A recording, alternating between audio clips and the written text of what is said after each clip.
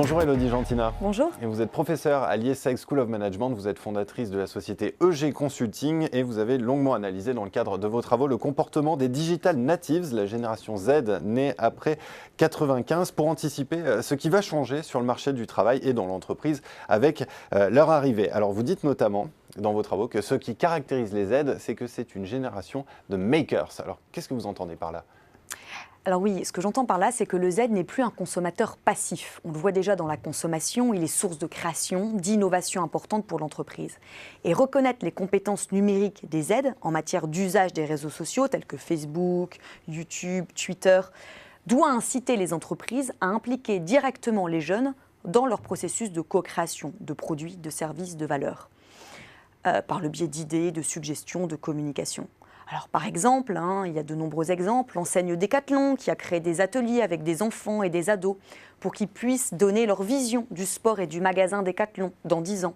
Un autre exemple marquant, c'est la marque Brandy Melville qui est devenue en moins de 4 ans la marque préférée de vêtements des ados. Les ados ont créé cette marque et participent à la création de nouveaux vêtements. Ils sont interrogés sur tous les aspects de la collection, couleurs, style, tissu. Donc on voit bien que les Z sont des makers, des fabricants, des bricoleurs. D'où l'expression aujourd'hui « do it together » et non « do it yourself ». Alors vous qui êtes enseignante, à la lumière de votre expérience, vous qui êtes en contact avec des Z toute la journée, est-ce que vous diriez que les Z sont une génération créative ? Oui, exactement. Pour moi, les Z sont totalement créatifs. Et d'ailleurs, on le voit bien que les cours magistraux ne leur conviennent plus aujourd'hui. Il faut les rendre acteurs du savoir. Les Z ont besoin d'apprendre en faisant. C'est d'ailleurs ce que proposent des associations comme Entreprendre pour Imprendre, qui invitent des collégiens et des lycéens à réfléchir sur des projets concrets d'entreprise. Les jeunes sont invités à apporter des idées face à des problématiques précises. De fait, l'enseignement se modifie, mais le professeur également, la posture du professeur est de devenir un coach. On va clairement aujourd'hui vers la co-construction du savoir, du parcours, de la carrière. D'ailleurs, l'école 42, créée par Xavier Niel, est d'ailleurs partie de ce postulat. Et le modèle pédagogique de l'école repose sur l'auto-apprentissage, l'auto-construction du propre parcours de formation selon les envies et les niveaux de l'étudiant. L'étudiant chez 42 apprend par lui-même en mode projet et le mode d'évaluation se fait par les pairs. J'espère que les managers suivront justement ce train en marche pour devenir à leur tour des coachs, des accompagnateurs vers l'acquisition des savoirs et des compétences. L'entreprise de demain sera une sorte d'école. Elle deviendra apprenante, voire même plutôt partageante en transmettant des compétences. Alors si je récapitule ce que vous avez dit jusqu'à présent, les Z sont une génération de makers, sont une génération créative, qui recherche de l'autoconstruction. Est-ce que tout cela va faire que les Z deviendront une génération massivement d'entrepreneurs ? Alors, un tiers des jeunes qui intègrent les grandes écoles de management et d'ingénieurs se voient entrepreneurs plutôt que salariés.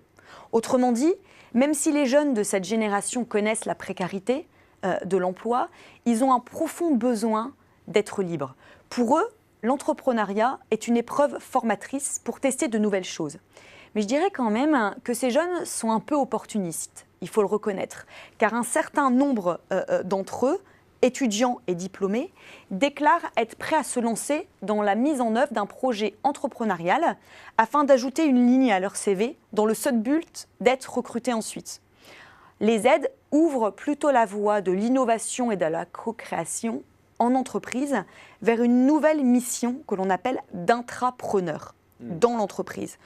Pour dire simplement, l'intrapreneuriat, c'est créer une boîte dans sa boîte sans quitter sa boîte.